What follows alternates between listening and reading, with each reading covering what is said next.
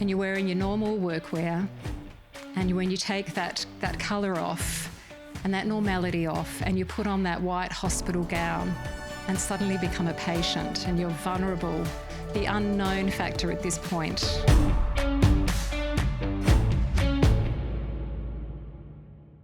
Heather Hawkins, welcome to The Greatest Comeback. Thank you so much. What a privilege it is to be here. It's wonderful to have you. First of all, thank you for sending me the book. I read it. Amazing. Such a great story.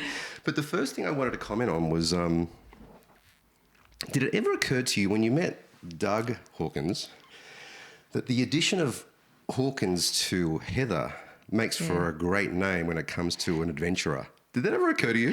No, it didn't. Heather Hawkins. Yeah. It's a great adventurous name. Right up there with Amelia Earhart. Because it's a lot easier to say than Heather Ingemels, isn't it? Which was my maiden name. So I think I was always really happy about having a shorter name and a kind of HH, but I didn't think about it being anything more than that. Yeah. When I was reading through your story, it was like, Heather Hawkins, what a great name. You come from a family of adventurers. Mm-hmm. And that's probably the best place to start, I think, in terms of this conversation. Both parents seem as though they had an adventurous spirit, but particularly your dad. Yes. He seems to have been the engine room when it comes to all things adventures. Do you want to talk about the type of man your dad was? Oh, I would love to, because I miss him so much these days. But reflecting back, he really was, I think, the catalyst in my life. It would be when we were younger, he would tell us stories about back in 1956. He got an old Peugeot bread wagon and decided he wanted to travel around Australia. He wanted to explore. He wanted to drive to the outback and work his way around Australia. And some of the stories about being bogged in incredibly remote locations, but being so practical, so resourceful that he was able to get himself out of any tricky situation he found himself in. Mm. And he also went to the degree of taking photographs, of capturing these moments. So he would set up his camera on a tripod when they're in the middle of digging themselves out of a bog and capturing that incredible photo. So I have his collection of 8,000 slides at home that I've scanned, and I just love that journey that he went on, and also his sister Rosie joined him for a number of those months. And the learnings that he had and How the old growth. was he so when he did that? let's see, 56, he would have been 25. Okay. Yes, 24, 25. And he'd got his plumbing and just decided that's what he wanted to do. He wanted to go beyond just working in suburbia and go off and explore Australia and grow and come back, with a heart full of stories. And that's what he imparted when we were growing up. So I treasure that, and that really did light that fire within to be a little more adventurous. Yeah, I recall reading about him circumnavigating Australia in that Peugeot. Mm. And you kind of think, oh yeah, big deal. But then you think, hang on a second, this is 1956. Yes. There are no Google Maps and there are no highways. So you know what I mean? That's a big deal. I was struck by that. He and your mum decide to move to Canada when you're 3. Was that the next step in building an adventurous spirit for you and your family? It was. He'd been doing his research and thought that Canada would be a fantastic place to raise a young family. So at that point, my older brother was 7, my middle brother was 5, and I was 3. And you just think this is such a huge decision to take a young family and actually immigrate. So we grew up in Melbourne, and then in 1969 headed off to Canada. Didn't have relatives, didn't know anybody, and sailed on the Oriana and arrived on Vancouver Island, and we were going to settle in Victoria on there. And we stayed for about a year, and very much became immersed in the community there. Dad found work. It was beautiful to see the seasons come and go, and to wake up and see the huge maple leaves in autumn and then the snow over Christmas. But then there was this longing, this calling to come back home to Australia. My mum's mum had been diagnosed with breast cancer, and then work became a little more scarce for Dad with his plumbing. But instead of coming straight back home, he decided to make an adventurous journey across America, bought a Chevrolet and a little caravan, and we drove across America. And some of my earliest memories are sitting in that Chevrolet, looking out the window, some of those stops, those experiences, seeing this completely amazing country, and then sailing back home and settling back in Melbourne and being with family. And particularly that was really important for Mum to be back with her mum. Yes. And a lot of people have said to me, how did my dad feel? Did he feel that he'd failed, that he was coming back home again? But he said, no, look, that was a journey where we all grew. We learnt so much about the world. It gave us that chance to get out there and explore. And it just brought so much fulfilment. They were able to bring that back with us and settle back in Victoria again. Yeah, that was the thing that I was struck by when I was reading about your dad. Like, forgive the expression, but the balls on this guy. Yeah. You know what I mean? Like the guts. Absolutely. To just grab his sister, hop in the car, we're driving around Australia. Here's the map.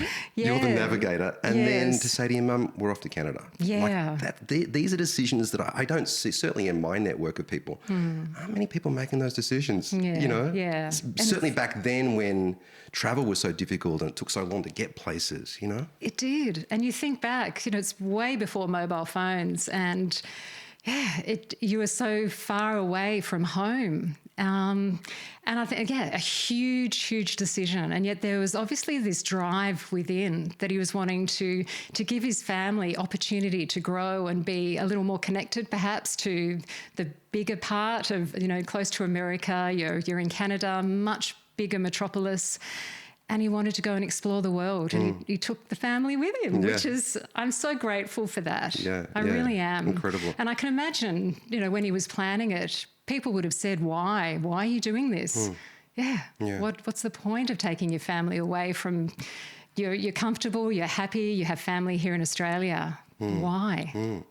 So as a child and as a teenager, you grew up in this household, in this environment where your parents are making decisions like this, bold decisions that perhaps your friends and family aren't making and struggle to understand. To what extent do you think that shaped you early on in terms of your early years? Yeah, I think it definitely opened my eyes to the beauty of travel, of pushing your boundaries and going to explore, meeting new people, and just loving the wilderness and beautiful landscapes that take you beyond suburbia, and that you can be out there exploring. That definitely was a big thing. And every year, like we did buy a caravan, and every year for Christmas holidays we would go somewhere new in Australia, and sort of kept that momentum going.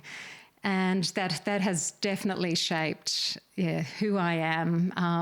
And there are times where perhaps you don't do very much travel in the seasons of life, and then other times where you pick it up and you head off and have a new adventure. But definitely it shaped me a great deal, and I was so grateful to have seen beyond where I grew up, beyond my neighbourhood, and to have a broader understanding of the world and realising, wow, it's a fascinating place. It shaped you to the extent that when you turn 21, 1986, have I got those numbers right? Yes, you have. You decide to go on your first solo adventure. Do you want to talk about that? I did.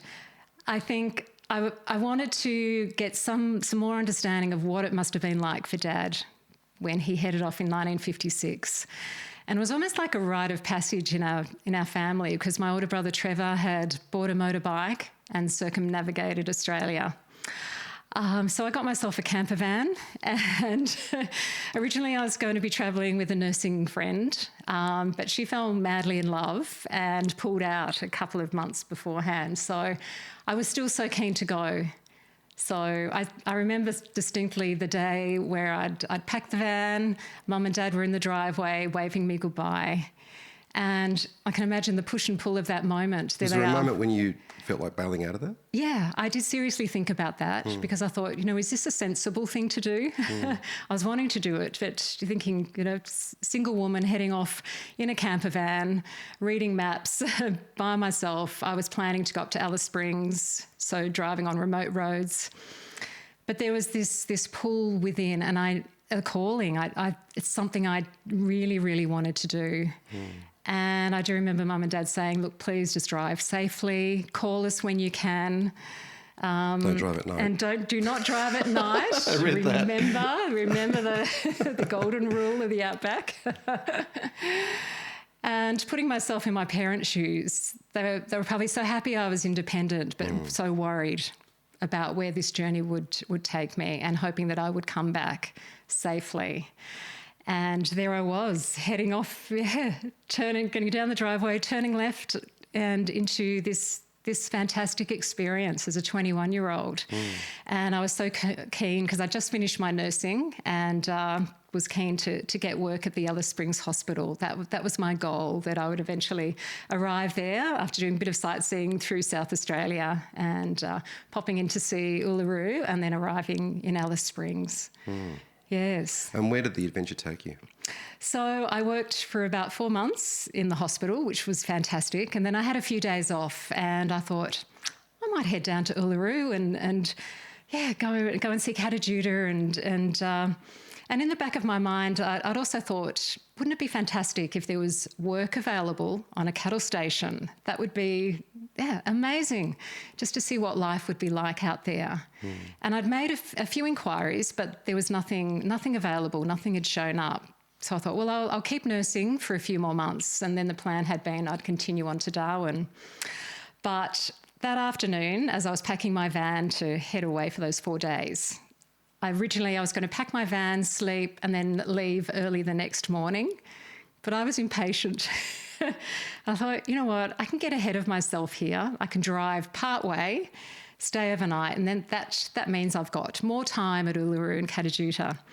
So off I went and drove down, and there's this, I call it the corner, where you turn onto Lassiter Highway, and there's a place called Eldunda.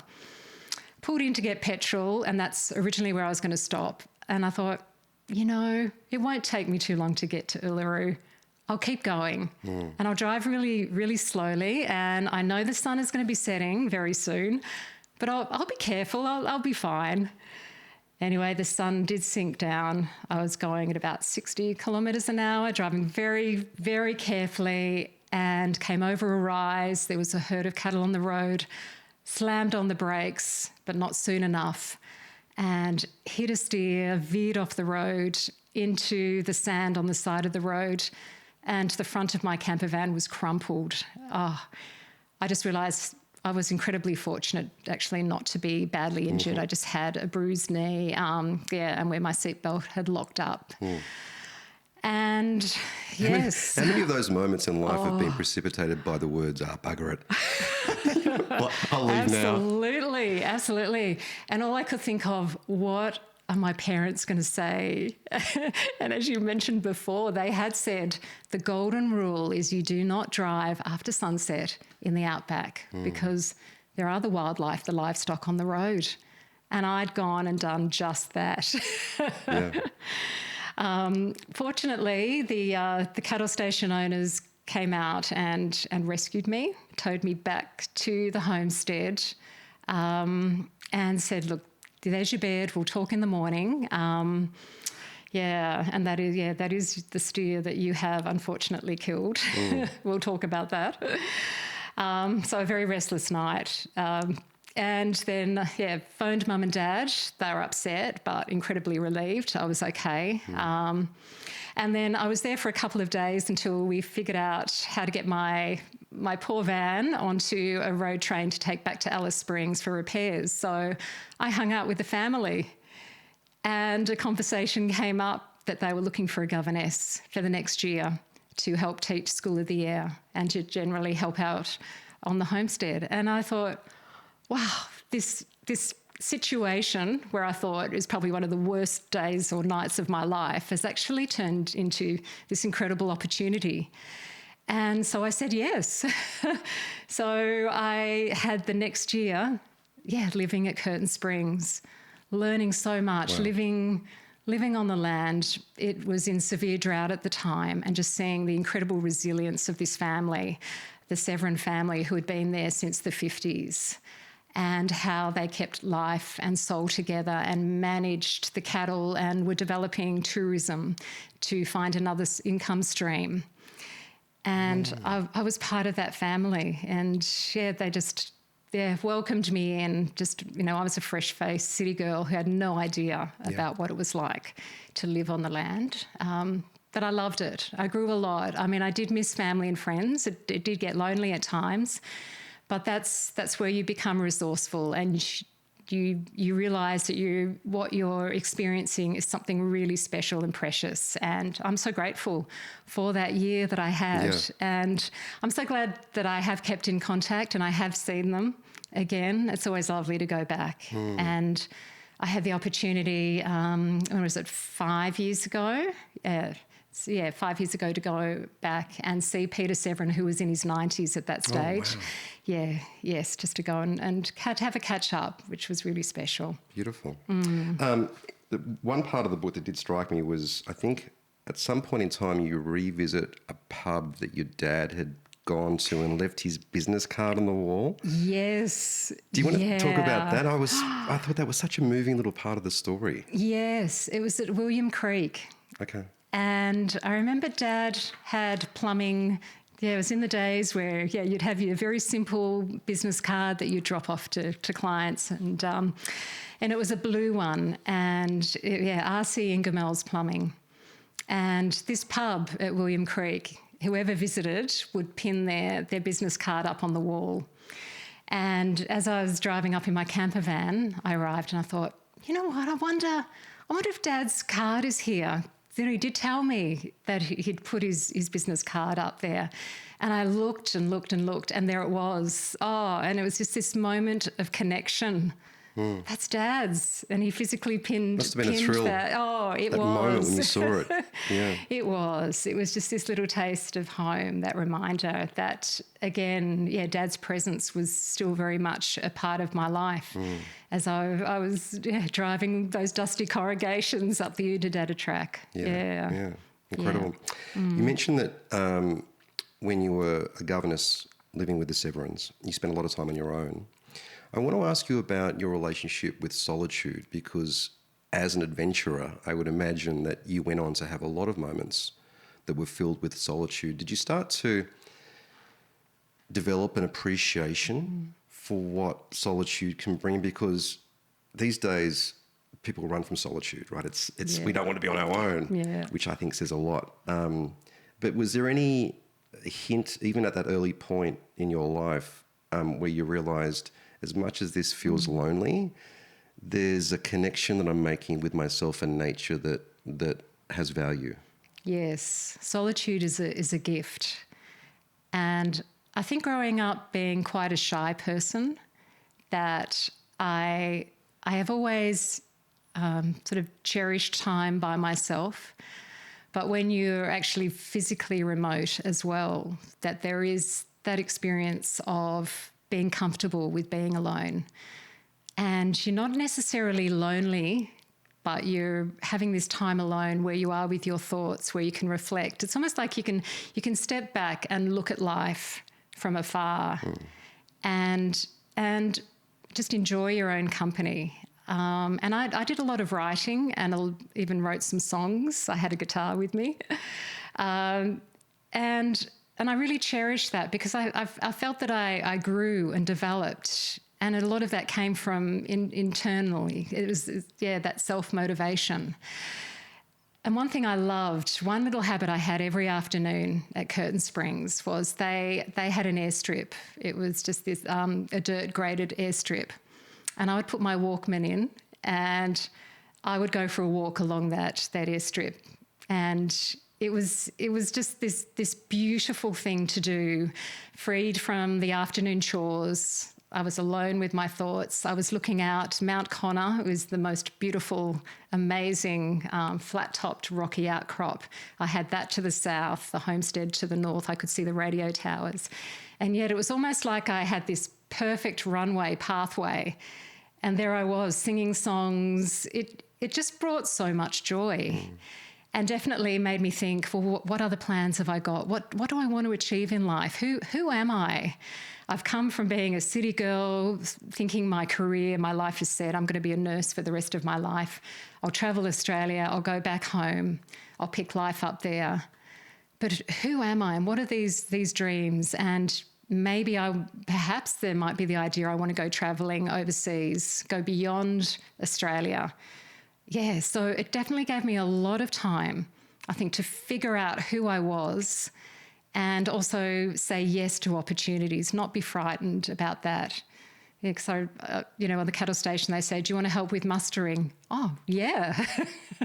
Not that I have any clue what I'm doing, but being brave enough to say yes to those opportunities. Because I think back to being a shy child, there are times where you say no or you retreat because you're not wanting to make a fool of yourself, you're not wanting to fail publicly.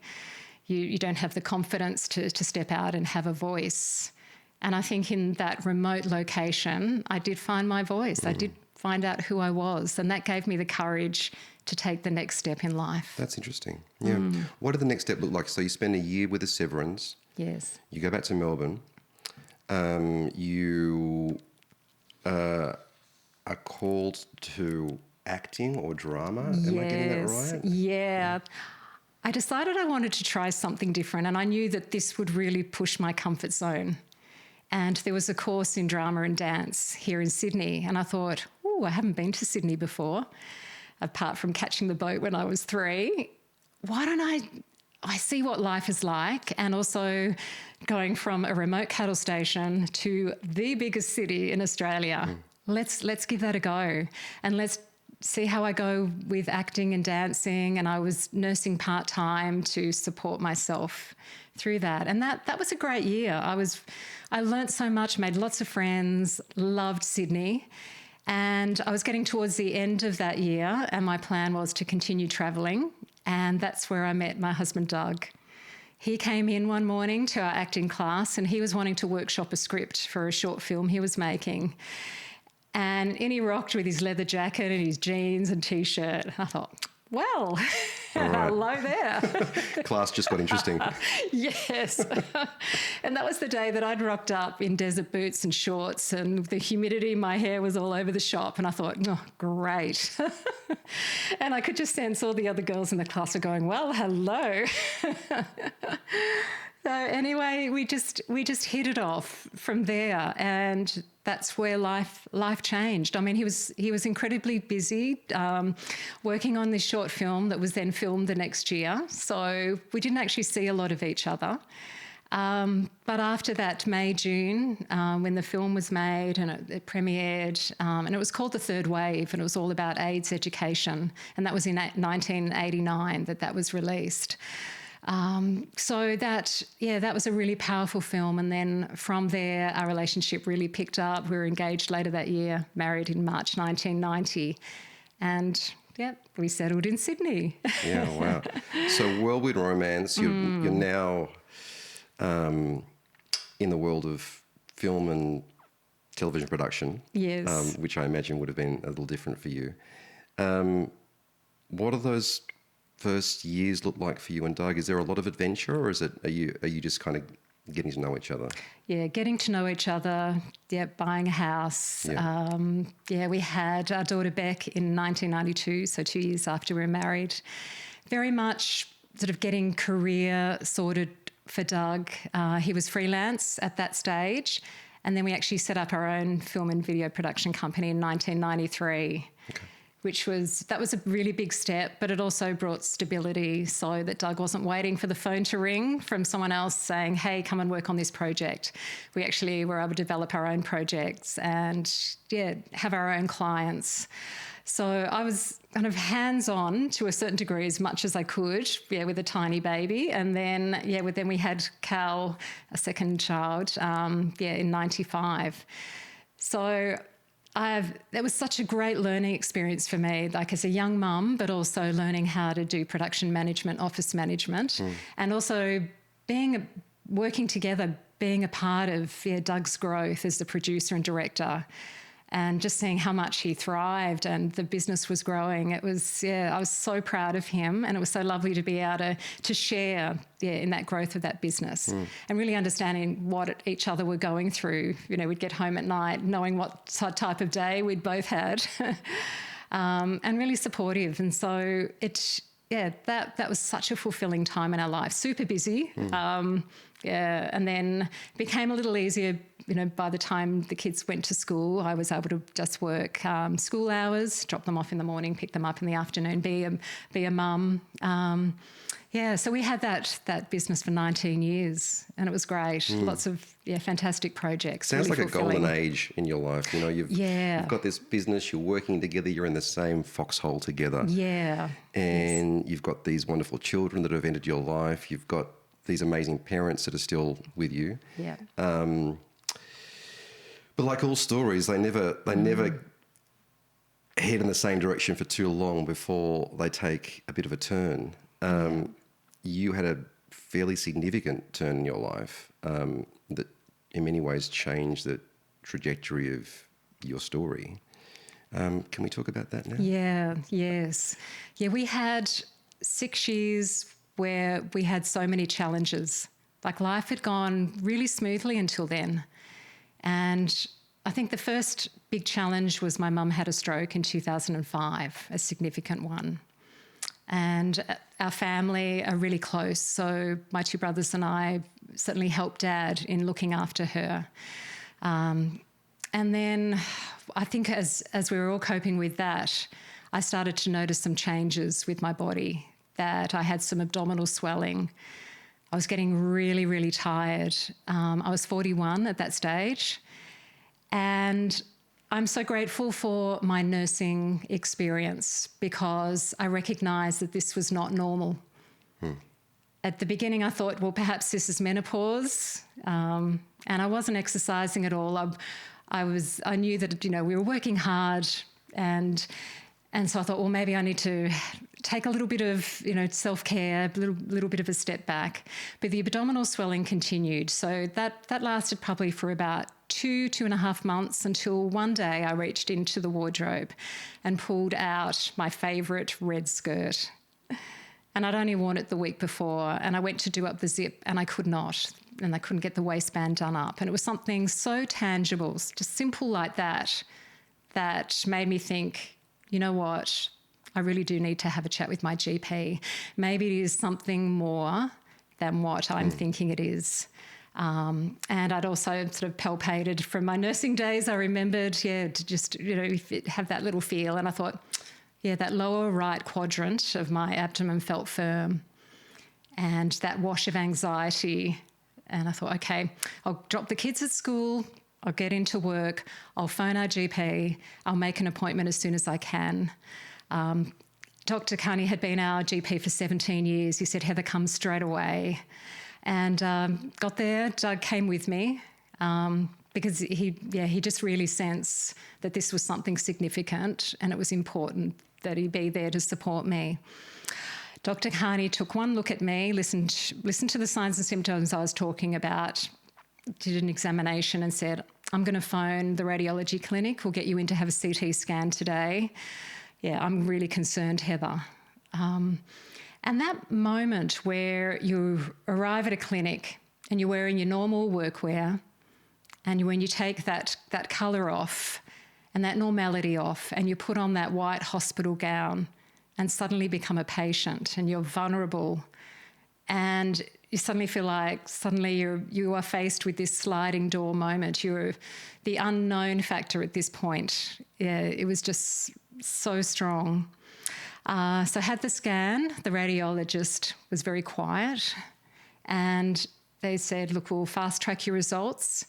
So within the hour, after we'd had a cup of coffee, the results were passed to us in an envelope, and they were also faxed to our GP. We got back to the GP's rooms, and as we walked in, I just remember Dr. Carney turning around and looking at me, and he had tears in his eyes. His face was pale. And I thought, what is the news? What have you seen? What do the scans reveal? And he said, Heather, I am so sorry. you have a 10 centimetre tumour, and it's a complex one on your right ovary. And we're going to need to schedule surgery. This is life-changing. And in that moment, your heart and your mind just completely empty. And you're just in shock. And then all of a sudden, all those questions, the emotion just comes racing from within. Am I going to survive this? What does this mean? What about Beck and Cal, our children?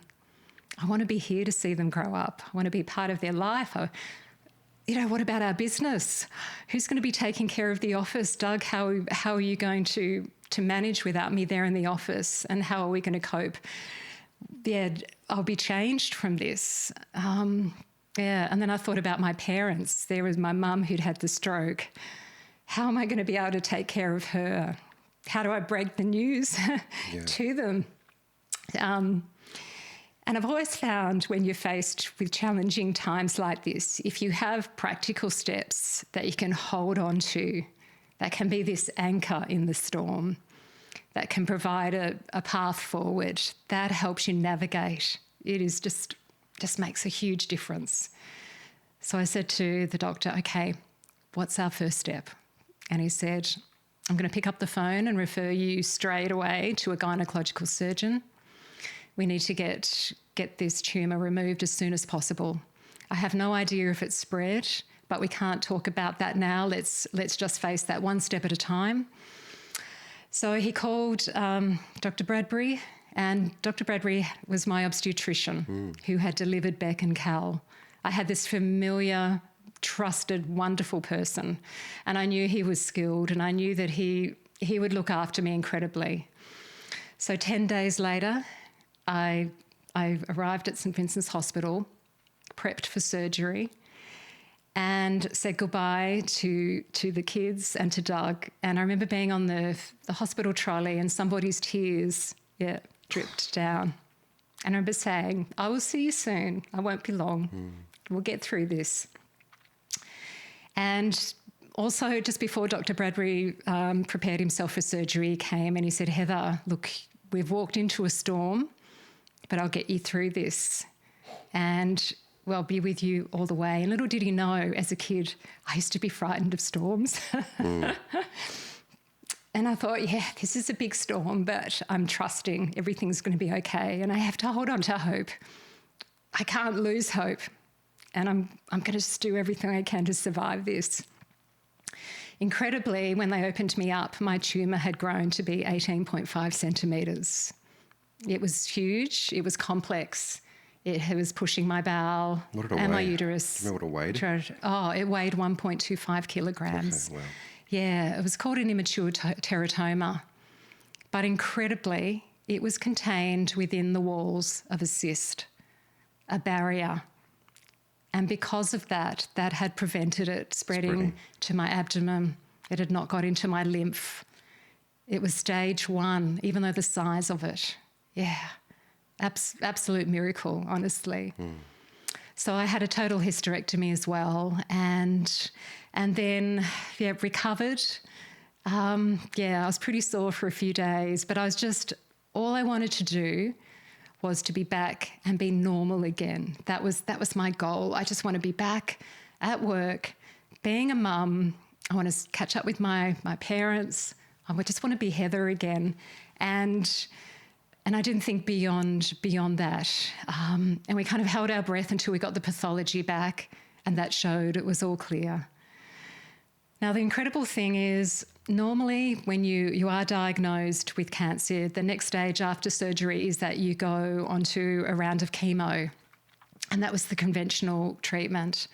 My next door neighbour was an oncology nurse, and she came over one afternoon and she said, if there's one thing you do for me, Heather, and she grabbed me by the shoulders, and she's a very gentle, caring, kind person. But in this moment, it was just like she was saying, there's one thing you do, you get a second opinion from the oncologist at Prince of Wales Hospital, who is up with the latest clinical trials and the latest research, and you see him because there may be other clinical trials, not just the normal conventional chemotherapy.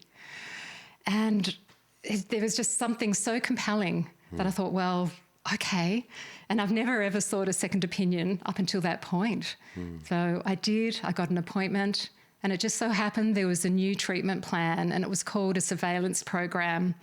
And it had been carried out in England.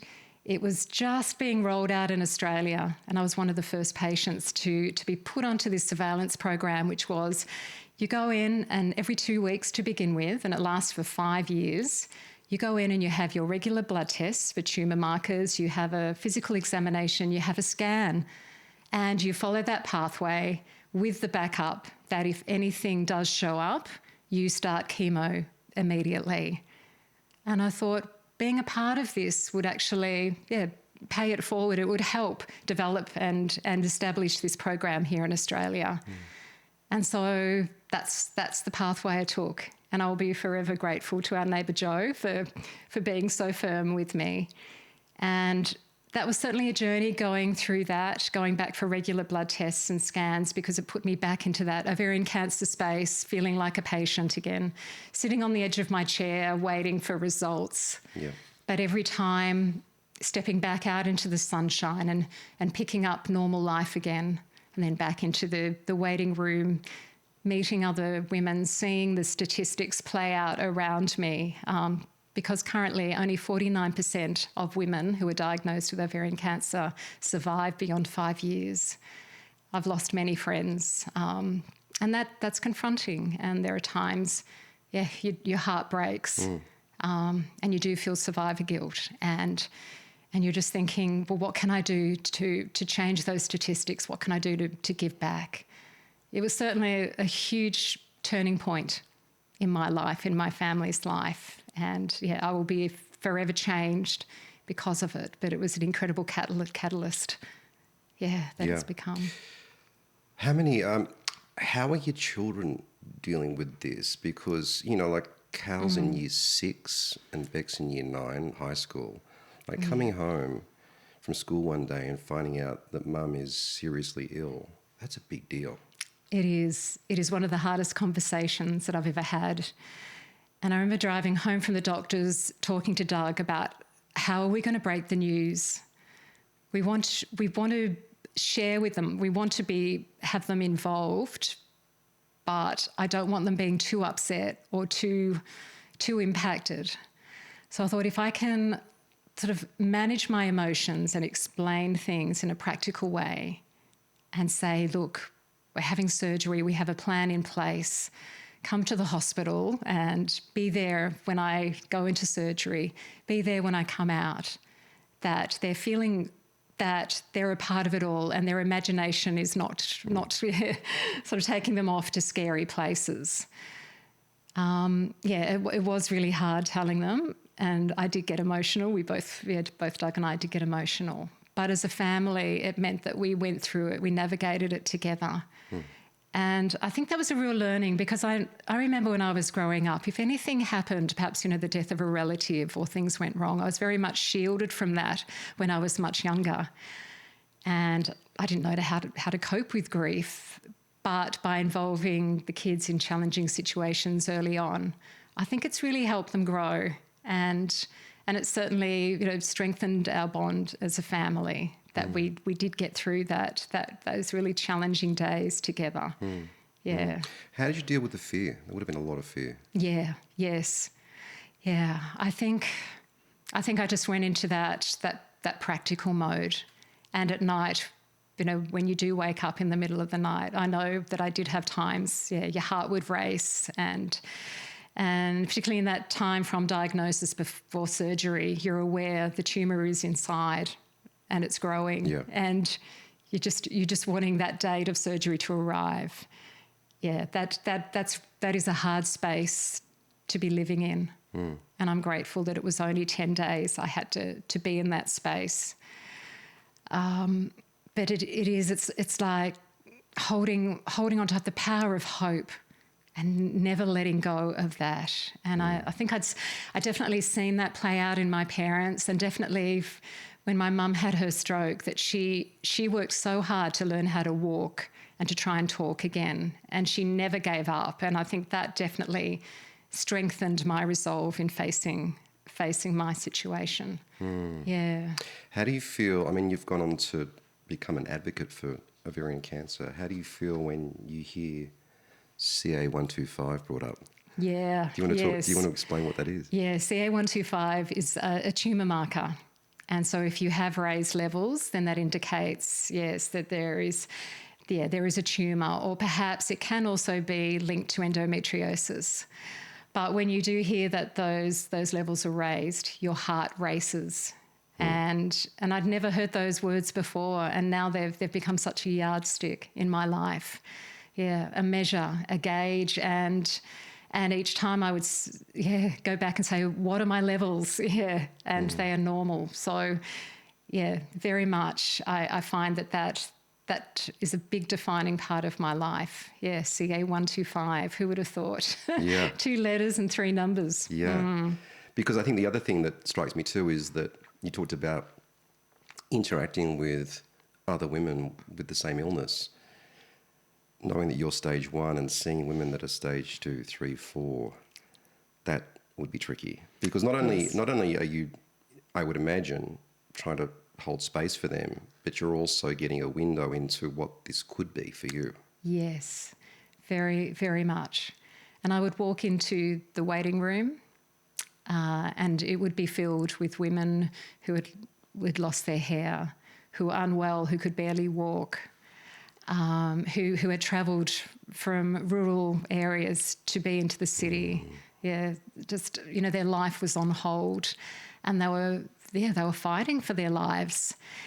And immediately those conversations, they're not shallow. We don't talk about, the magazines that no one picks up from the table, those glossy magazines, that we are talking about sort of raw, real, visceral things of life and survival.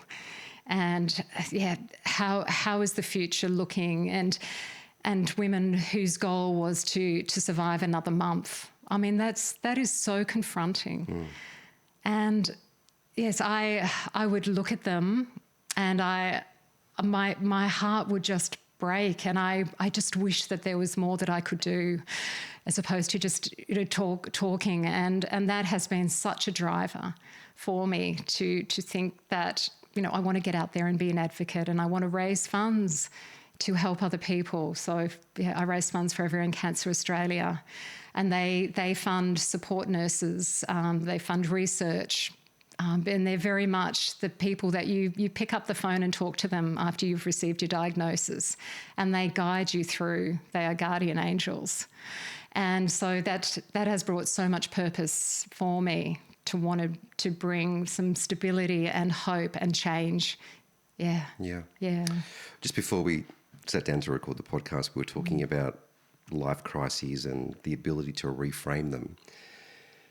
Has enough time gone by now to allow you to reframe that illness and see it in a different light? It's interesting. That's such a good question. I find when you're very much in that moment, when it's very fresh in those, the subsequent years, say up to 5 years when I was on the surveillance program, it was very much a part of my life, very, very real.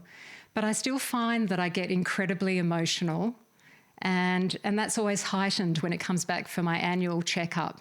I still find myself transported straight back, to that day of diagnosis when I go in to get my results. It's still very raw and real.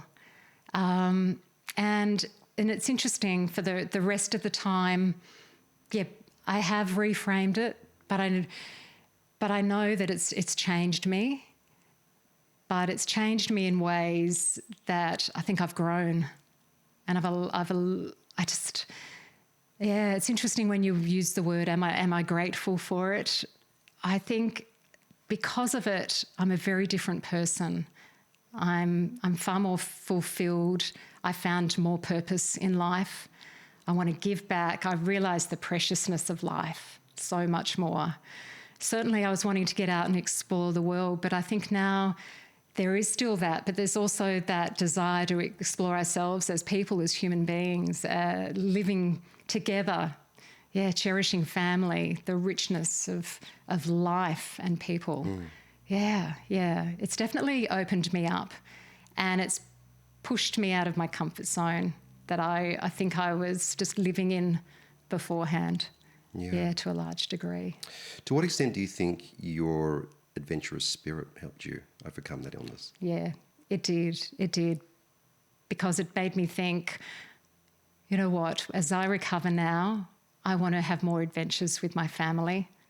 I want to travel, and I don't want to just be comfortable living life, doing what we're doing. As fulfilling and amazing that was, it actually prompted me to think, well, let's do more things as a family. And I want to also be a bit more physical.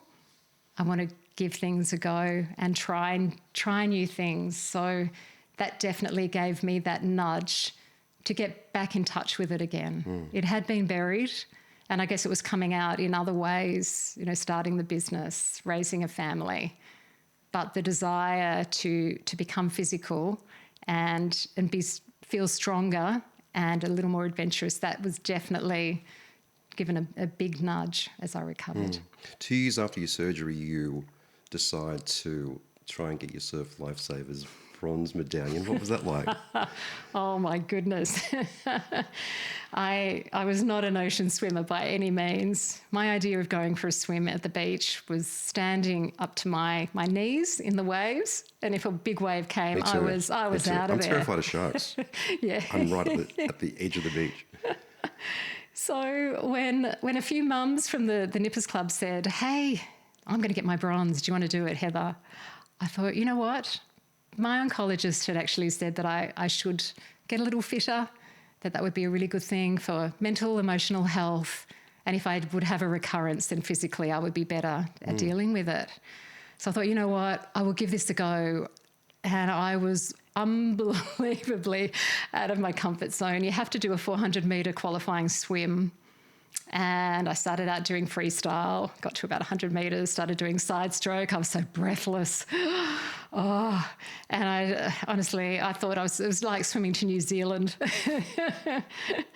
Somehow managed to make it in under the 9-minute mark. And that was the qualifying swim. And then the bronze medallion, it's so physical that you're learning how to rescue people on these giant 6-foot rescue boards. You're diving under huge waves. You have to do a run, swim, run, which is running in soft sand and swimming. It's incredibly confronting. I had to be rescued a couple of times. And I'm thinking, what sort of lifesaver am I going to make? But gee, it taught me so much. I was anxious before every session.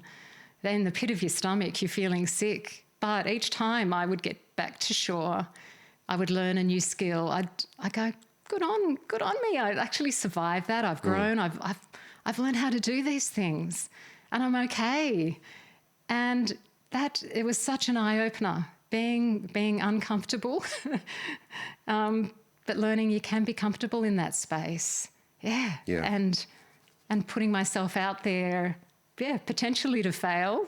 And it's just thinking, no, I made it. I got my bronze medallion. Yeah. I think context is everything. I mean, you're in your early 40s, so you're approaching middle age. That you're not 25 anymore. No. And 2 years prior, you were wondering whether you were going to survive. Yeah. So I think there's a real hat tip to you for making that decision to do that. You mentioned the words "never give up," and that was your mum's approach when she had a stroke. Yeah. To what extent do you think resilience is something that's predetermined? In other words, to what extent do you think resilience is something that we come into the world with versus something that we develop? Great question. From a personal experience, it would be something that I've observed, particularly in my parents and my brothers and friends around me, that watching how people cope as you're growing up, you are gleaning and taking on board the ways that they've coped in challenging situations. And I think very much my parents taught me about resilience, whether it was through their wise words or how they navigated life. Yeah, and I very much think, it's their influence on my life that has taught me resilience. Yeah, that's an interesting one, isn't it? Because I think about it all the time. How much are we, do we have innately? Can I cultivate that? Yeah. Is that a muscle that I can work? Yes. You know? And if it is, then shouldn't we all be like focused on that? Yeah, because that is a superpower. Yeah. It helps us immeasurably. You talked about overcoming your illness and making the decision to, I think the words you use in your book are, I'm going to amp it up, Yes. which I love. In March 2012, you have your 5-year medical surveillance program checkup, and it's complete. And you're going to amp things up. What does amping things up look like, apart from getting a bronze medallion, Surf Lifesaver and all that sort of stuff? What comes next for you? Because that has obviously stimulated something inside you. Yes, that was the fittest that I'd been since my 20s. And in the past, I'd noticed on the news the Mother's Day Classic, and that is a fantastic 4K fun run to raise awareness for breast cancer. And these days it also raises awareness and funds for ovarian cancer, which is such a blessing. So I thought, Mother's Day's coming up. Why don't I sign up for the Mother's Day Classic? It's a 4-kilometre fun run, never run that far before. I'll wrangle my daughter Beck and my son Cal in to run with me, and we'll raise funds in honour of my beautiful Grandma Elsie, who passed from breast cancer. And so I thought, wow, all I have is a pair of old Dunlop volleys, some gardening shorts. I had no running gear whatsoever. And one afternoon, I said to the kids, let's go to Centennial Park. There's a 3.6-kilometre loop in the middle of that. Why don't we run that loop? And that'll be our first training day. And I remember turning to my son Cal saying, do we stretch? What do we do? Yeah, whoa. And how fast do you go? Is there a certain pace? You should pace yourself. Anyway, we set off. And I got to about 1 kilometre in, and I was red-faced. My legs felt like concrete. And I thought, it was a good idea, but maybe I'm just not cut out for this sort of thing.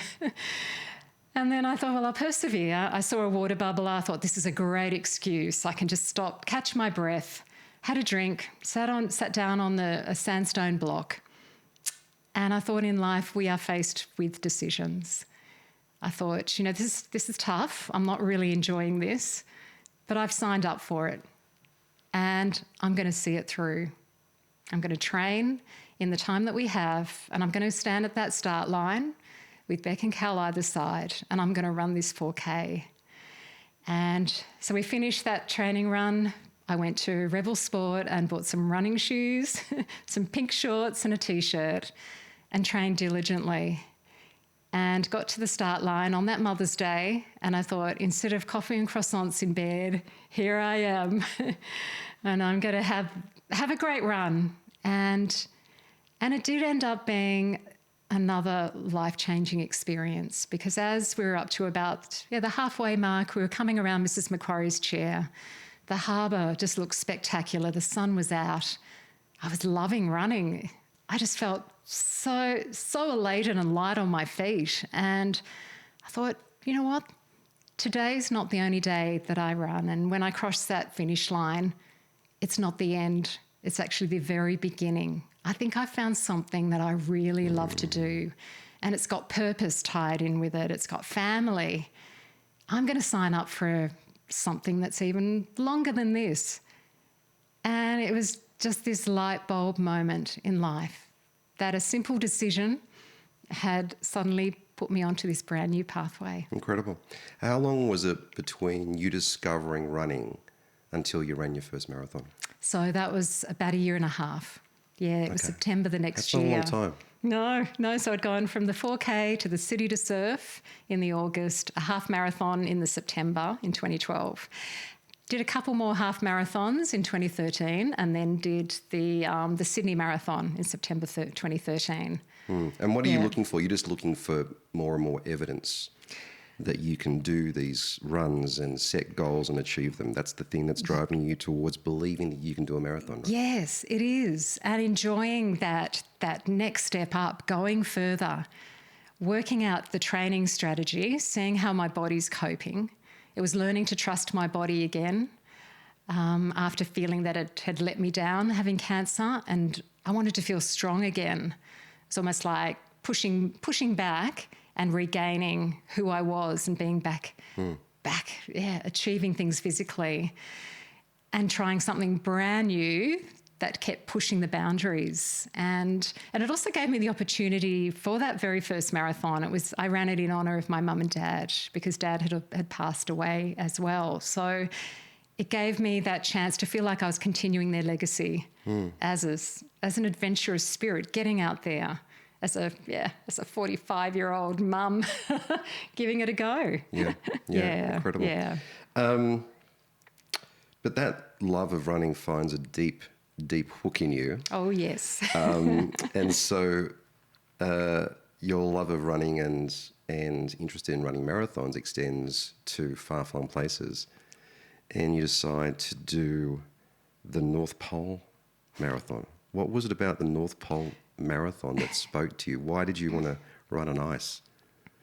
I bumped into a friend at the start line of the Melbourne Marathon, and he was talking about marathons that are run on ice. So up until that point, I'd done road marathons. I'd done a couple of trail marathons in Marysville.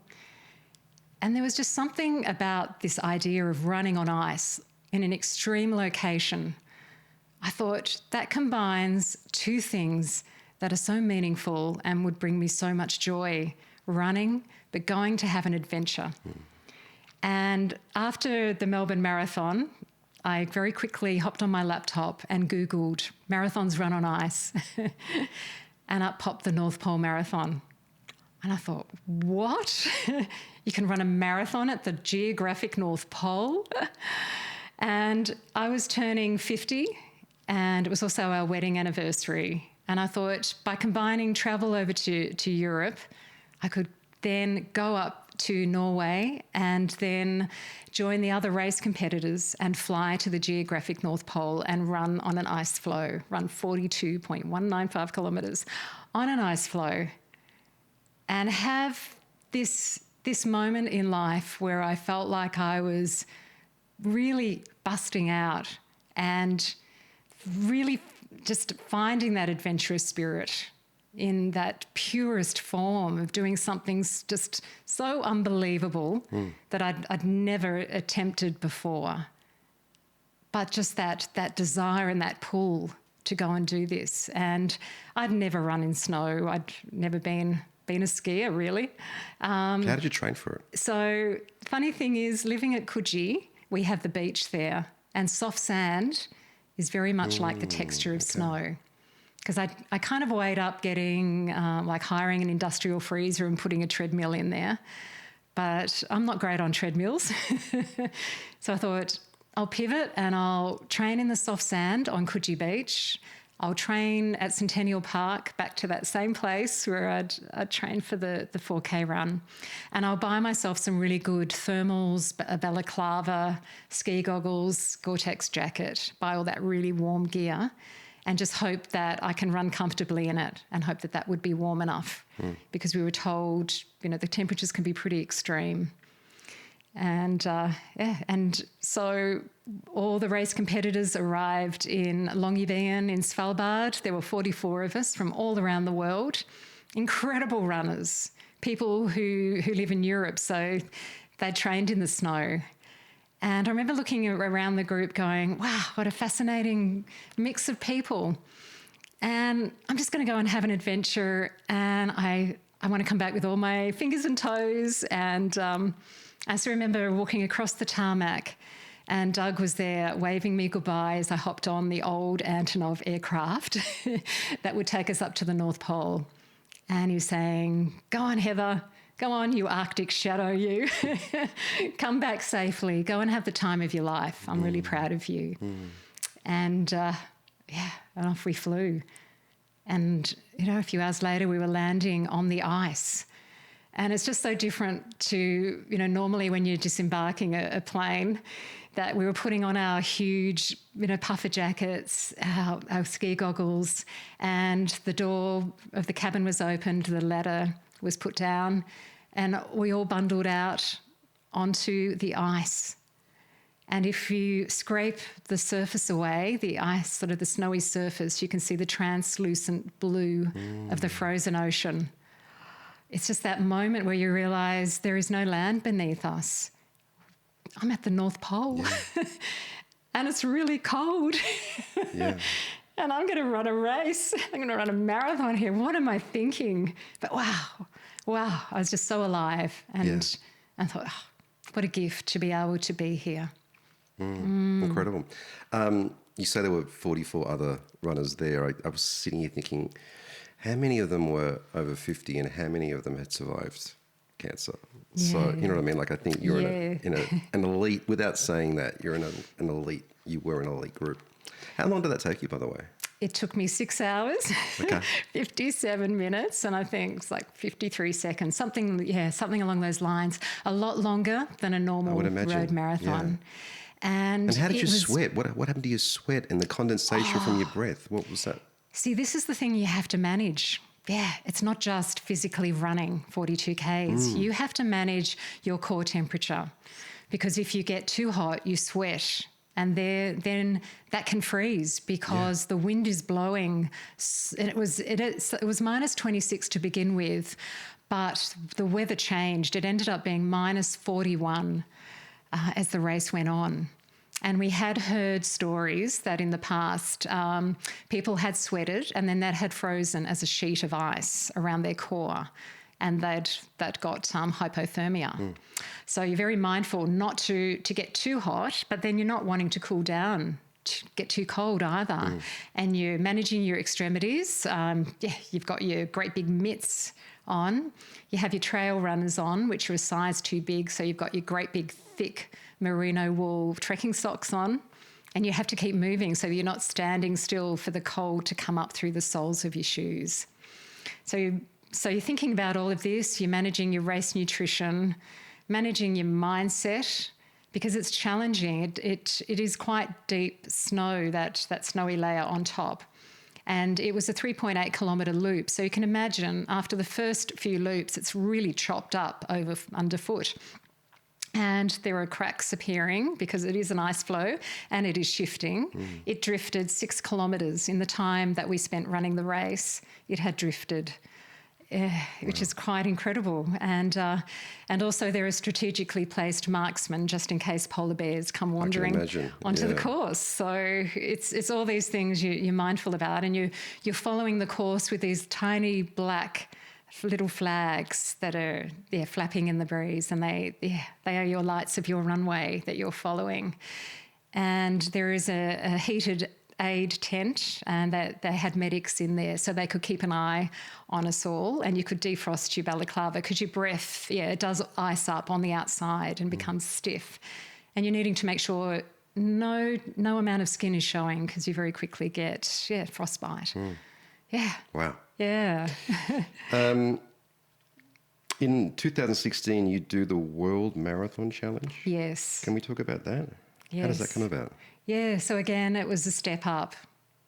I thought, if I can run a marathon at the North Pole, why don't I sign up for this incredible event?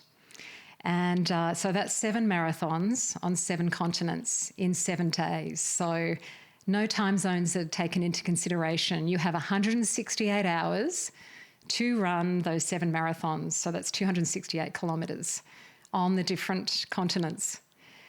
And the clock starts ticking the moment you start that marathon in Antarctica. That was the first continent. So we'd flown in there. We had a weather window. We knew that the winds were picking up, so it was now or never. So that race started.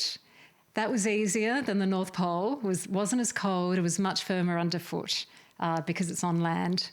It was at the Union Glacier, and that was 4 loops, 4 10-kilometre loops with a little bit off the side. And that was great. That was fantastic. Everyone did really well with that.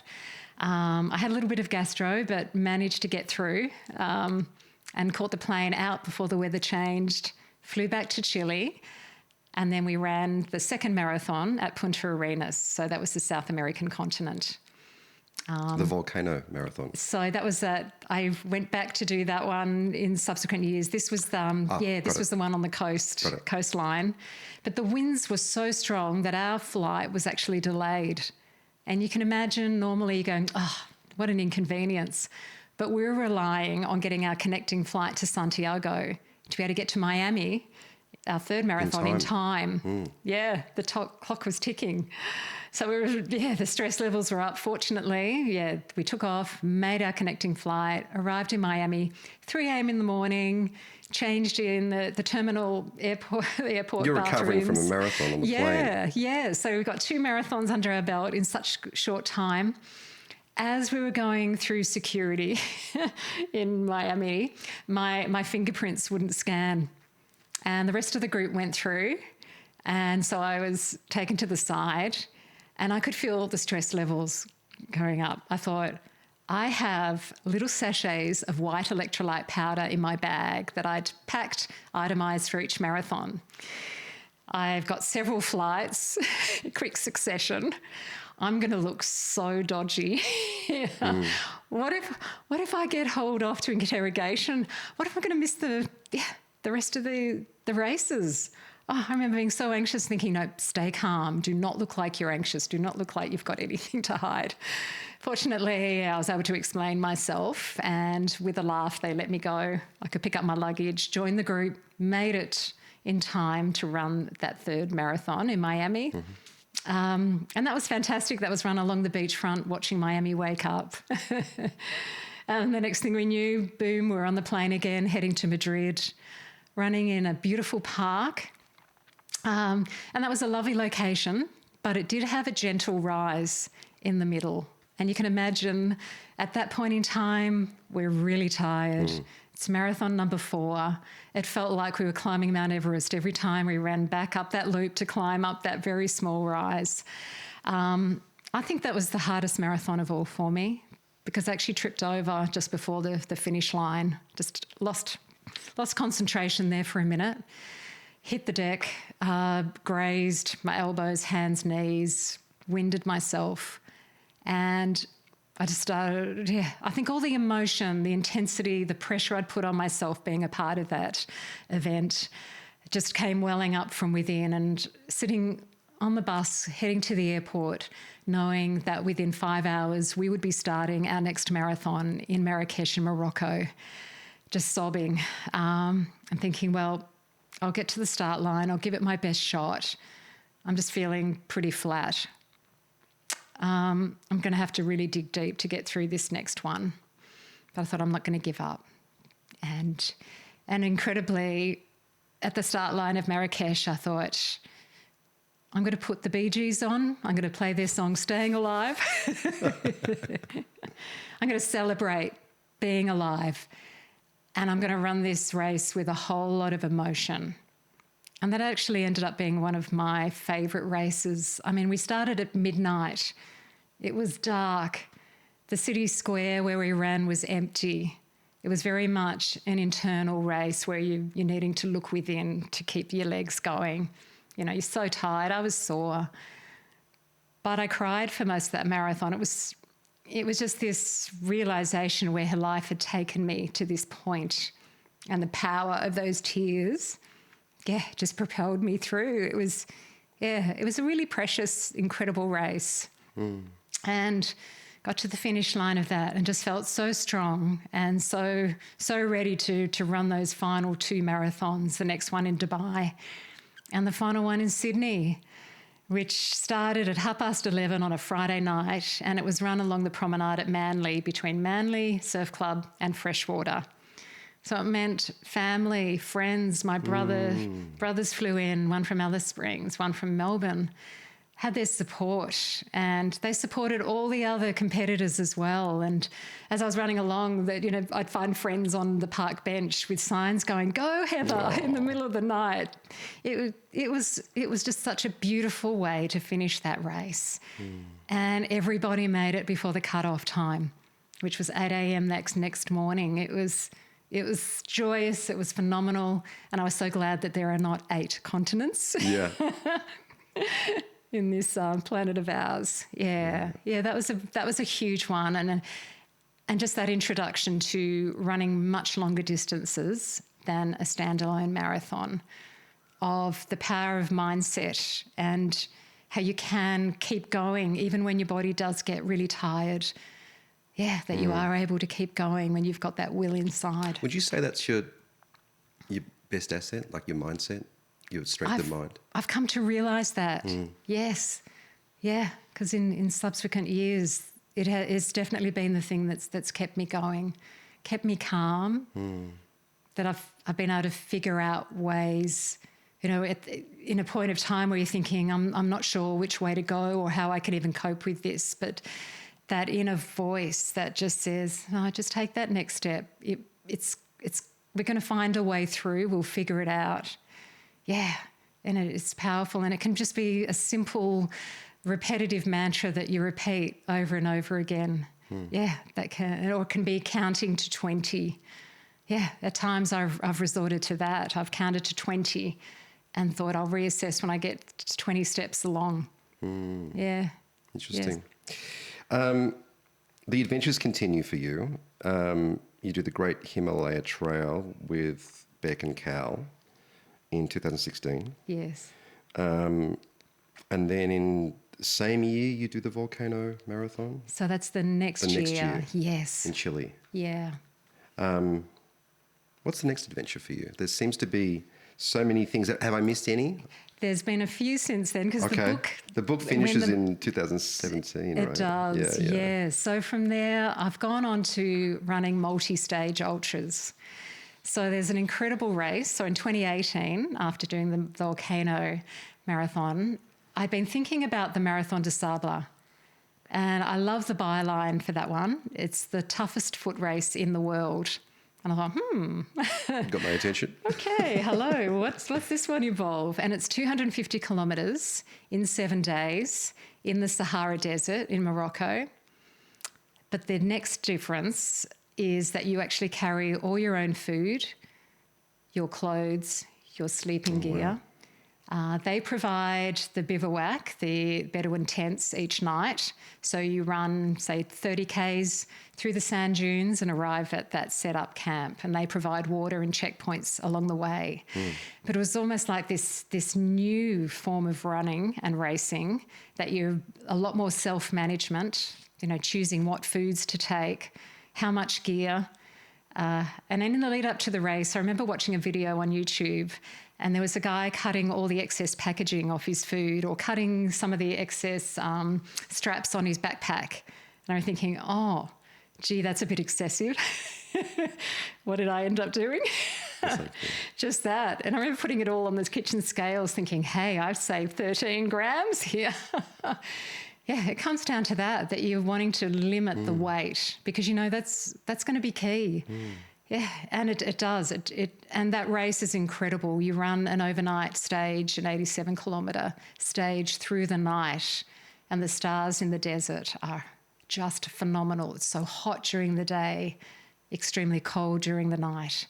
And I was just wearing everything that I'd packed, you know, spare socks on my hands, just weaving from exhaustion during that overnight stage, but looking at the stars and how that just centered me and kept me going to get through that really uncomfortable night.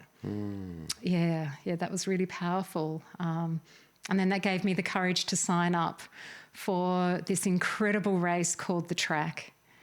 And I love in life how we do go in circles in many stories and seasons in our life. This race was in Outback Australia, and I was back in Alice Springs. It has 2 stages running along the beautiful, magnificent Larapinta Trail, so quite technical and rocky underfoot. It follows the ancient Finke River south, and it goes through Curtin Springs Cattle Station. Oh, wow. And so that was 2019, and I got to see the Severns. That's when I got to see Pete. He was 90. He passed away a few weeks after that. It was just incredible and so special to see him. And to be back there, almost felt like I was stepping back to being that 21-year-old. Yeah. And here I was, 50, was I 54? Literally a full circle moment. Yes. And that was the long stage of this race. It was 137 kilometres. And we finished around sunrise at Uluru, and just so powerful to be back there, running through that red sand and reliving those memories and thinking where life had taken me, that journey in between and being back there. And thinking, wow, what would the 21-year-old Heather be thinking? Yeah, that she'd be back here as a 54-year-old mum, having navigated cancer, discovered running, doing crazy things like this, having another adventure. Yeah, incredibly powerful. Yeah, so powerful. What's next for you? What have you got? It strikes me that if I look at the pathology of all these adventures, each one seems to be a step up. Do you find yourself kind of looking for the next thing, the next big thing? I do, and I always remember my dad's words about always have something to look forward to. As simple as that phrase is, it's incredibly powerful, and it can be small things, large things. And one thing that I have also loved learning is climbing, mountaineering. So I've climbed some beautiful peaks in Nepal with my son Cal, and earlier this year we climbed Aconcagua in the Andes, which is one of the 7 summits, an incredibly challenging mountain. It's 6,962 metres. And I was out of my comfort zone, incredibly breathless. But together, we were just this solid unit, the two of us. We were part of a wider expedition. But the two of us together, climbing up, particularly summit day, it was a really special experience. And to get down to the 20 steps, stop, catch your breath, look out at the view, go, wow, okay, I'm ready to climb up again. And reaching that summit, that it is just looking out at the colourful waves of the Andes that go on and on forever. And that sense of growth, that it was continuing those steps up. And I think that's one thing that brings me a lot of fulfillment, trying something new, feeling that you're still growing no matter what age we are, that we can still take on things that challenge us, and there is beauty in that rawness and that learning. And so, I am still so keen to keep doing bigger and, not necessarily better, but different things. Yes. Have you identified the next thing? I have. So 3 weeks ago, I ran a 24-hour race. And that was in Canberra on an athletics field where you see how far you can possibly go. Do you ever drop that into a conversation with the girls down at Coogee on a Sunday morning when you just ordered your coffee? 3 weeks ago, I just ran a 24-hour race. Yeah. And a lot of people say, you cycle, you drove? No, you stayed awake. Yes. So because of that, there's now a 48-hour race that I've signed up for. When they're fascinating because it is on an athletics field. So you haven't got the distraction of an incredible landscape, that you're not going from A to B. You're actually navigating the same 400-metre path. Space, yeah. Yes. And it's just a great experience to see how you go. And again, the learnings, the planning, the working out nutrition. There is a huge reliance on support crew, for which I'm really grateful for family and friends, taking those shifts and being there as support crew. Yeah, I definitely cannot do these things by myself. It is teamwork. It is family. Yeah. And very much it's a legacy from my parents. When they passed, I put some of my inheritance just to the side, and I wanted to share adventures with my family, so we felt that I'm getting emotional here, continuing their adventures. So that's what's enabled us to have this journey in life. Yeah, I'm so grateful for that. Incredible. I would imagine that all of the adventures that you've had, all of the challenges have come with difficult moments. Yeah. I kind of think this is the wrong question to ask, but I'm going to ask it anyway. Was there a challenge or an adventure that stands out to you because it was so difficult? Or do you think it's a case of there's just challenge and difficulty in most of the adventures that we all have, irrespective of whether they're 24-hour races or dealing with, something mundane? Yeah. It's interesting because I find in real life that can be an adventure in itself, and navigating that and learning, say, to deal with grief or a change in career or things that really challenge us on a personal, everyday level. But definitely when we have been out climbing on mountains and you feel that fear within, and you're thinking, oh, look, I've put myself in this dangerous situation. How am I going to navigate this safely? And how am I, as a responsible parent, particularly on the Great Himalayan Trail, when we were climbing a high pass called Tashi Lapsa, there was a lot of rockfall. And I remember thinking, I've put my children in this situation. Yeah. What kind of parent am I? And being, just like really reflecting on that. And yet navigating that safely and sharing that. And also seeing role reversal when particularly my son, Cal, was able to say, hey, Mum, I'm here for you. I help you up this fixed line. It was incredibly powerful. So it is that growth. It's about, I guess, stepping into those challenging situations and going, look, I'm all in. Let's try and navigate this as best as we possibly can. And learning from it. Yeah. Taking away those things that can perhaps help us assess risk or help us cope with things in the future. Yeah. What's your view on adversity? I think a lot of us spend a lot of time trying to avoid it, or distract from it or numb it. Having been through so much of it in various aspects of your life, what do you think of adversity these days? Yeah, I think, had you asked me this question when I was, say, 12 or 15, I would have said, adversity, I don't like it at all. Yeah, I want to just protect myself from it. I don't want it being part of my life. I just want everything to go smoothly as possible.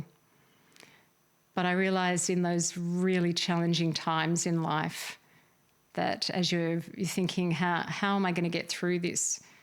Am I going to survive physically or emotionally? This is some of the hardest things I've done with, losing mum and then losing dad to mesothelioma. But in those times, it is the bond that you form with those around you.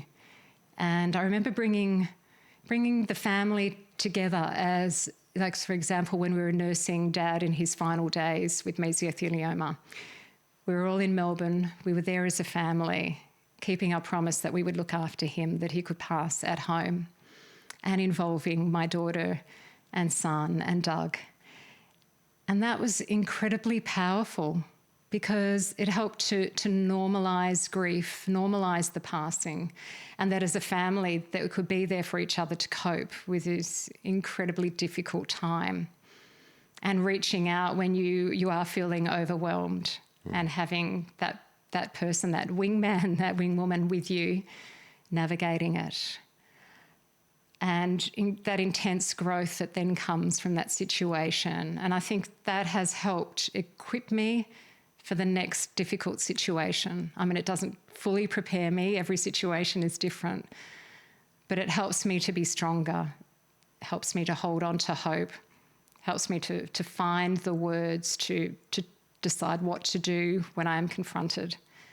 Yeah, that I can feel that there is always a path through, and it's never an easy path. Yeah, it's never perfect, but we do it, do the best we can, and come through and take learnings from that we can try to work on ourselves and become a fuller picture of ourselves. And I like to think that throughout life we are busy colouring in, so perhaps a self-portrait, and we add different shades and different colours, and then at the, in our final days, that is a complete picture that we have created, that we are a work in progress, but there are colours and there are different experiences that have shaped and coloured our life.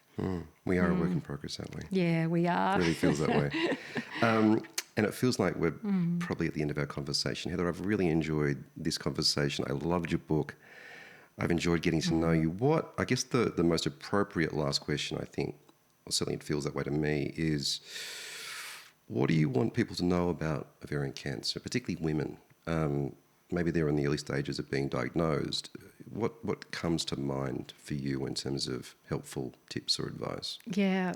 So first up, I would love women to just be aware of their bodies.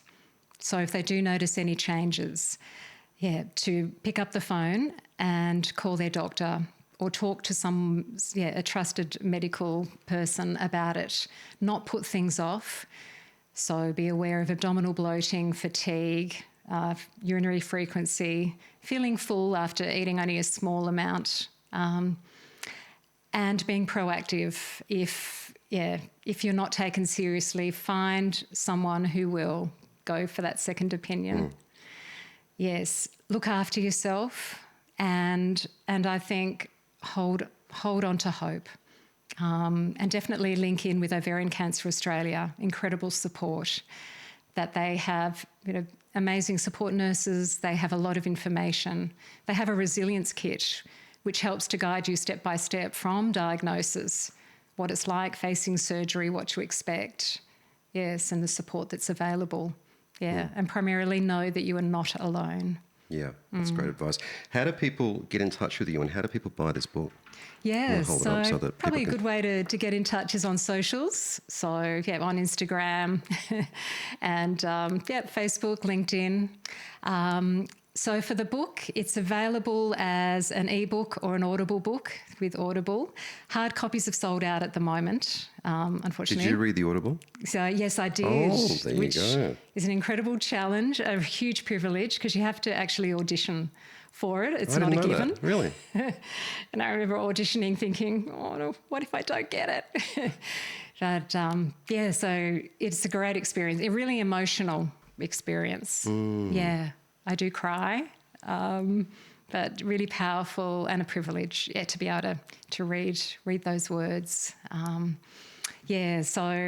highly recommend, the Audible edition. Yeah, okay. Heather, thank you. It's been such a pleasure to get to know you and have you on the podcast.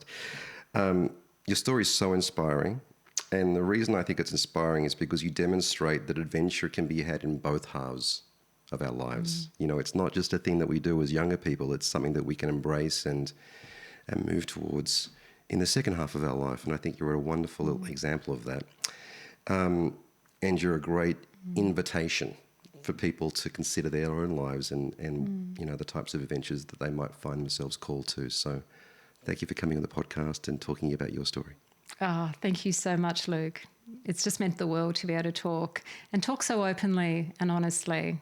It's a really wonderful, uplifting podcast series that you've developed. So thank you so much. Thank you, Heather.